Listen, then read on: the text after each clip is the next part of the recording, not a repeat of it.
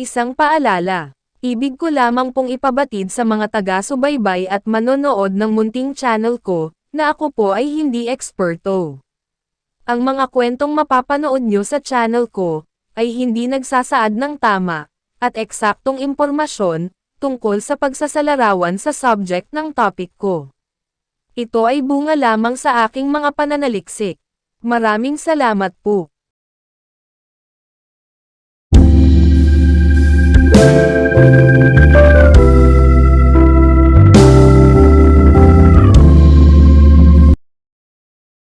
Ang ating topic sa bidyong ito, ay tungkol sa isang gwapo, makisig, at magaling na artista, na sumikat sa Pilipinas, noong dekada 90, hanggang early 2000.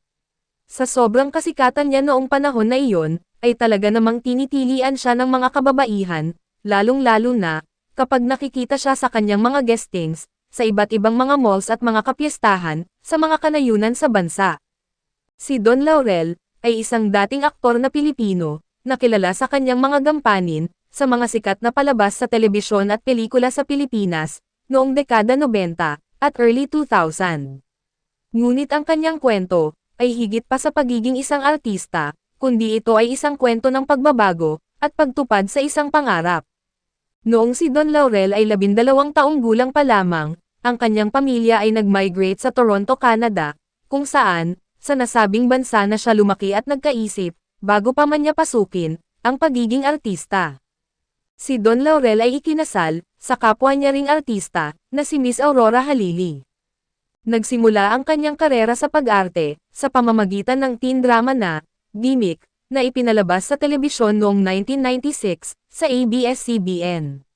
Mula rito, ay nakilala siya sa iba't ibang mga programa sa telebisyon, tulad ng, Mula sa Puso, noong 1997, Saan Ka Man Naroroon, noong 1999, at, Sa Dulo ng Walang Hanggan, noong 2001. Nagbida rin siya sa mga pelikula gaya ng, Batang PX, noong 1997, kung saan, ay nakasama niya, ang mga bigating artista na sina, Patrick Garcia, Shasha Padilla, Edu Manzano, Nida Blanca, Ana Larecea, at Piolo Pascual. Soltera, noong 1999, kung saan, ito ay pinagbibidahan ni Maricel Soriano, Claudine Barreto, at Dither Ocampo. Anak, noong 2000, kung saan, ay nakasama naman niya ang star of all seasons, na si Vilma Santos, at si Claudine Barreto. Jologs, noong 2002, kung saan, ay nakasama naman niya, ang kanyang kapwa bagets na sina, Dither Ocampo, Patrick Garcia, Vong Navarro, Asunta De Rossi, John Prats, Jody Santa Maria, Baron Geisler, Dominic Ochoa, Juan Megbondok, Julia Clarete, at Michelle Baile.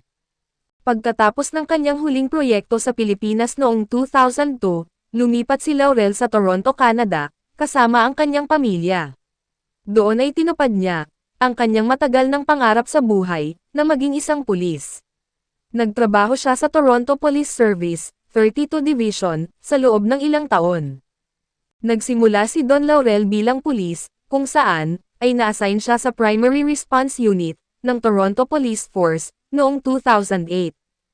Hindi lamang isang ordinaryong pulis si Laurel, dahil sa kanyang dating karera, ang pagiging artista sa Pilipinas, ay madalas siyang makilala ng mga Pilipino sa Toronto.